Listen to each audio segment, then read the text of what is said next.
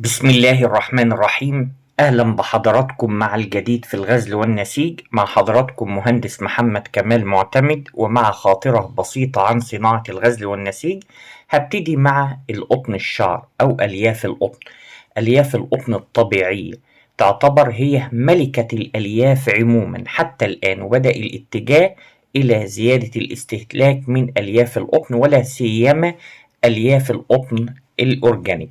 تم اكتشاف ألياف القطن الشعر منذ حوالي 3000 سنة قبل ميلاد المسيح عيسى عليه وعلى نبينا أفضل الصلاة والسلام في الهند، وتم انتقال هذه البذور إلى جميع البلاد منها الصين ومصر.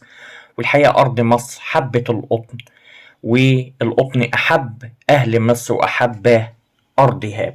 في بعض الخواص المهمة جدا الستاندر اللي موجودة في ألياف القطن، أهمها الميكرونير أو النعومة بتتراوح ما بين 2.3 إلى 6.9.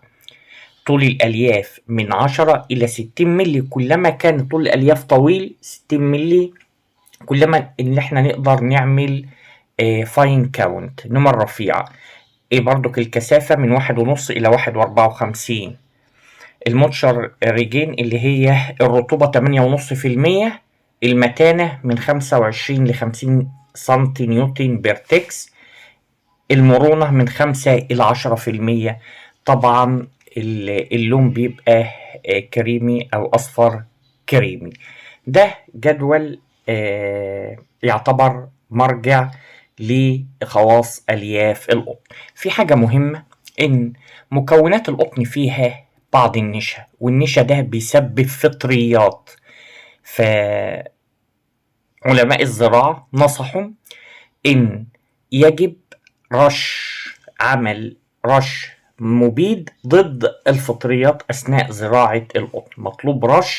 مطلوب رش ضد الفطريات حتى لا يصيب القطن بالعفن الفطري. تحياتي لحضرتك.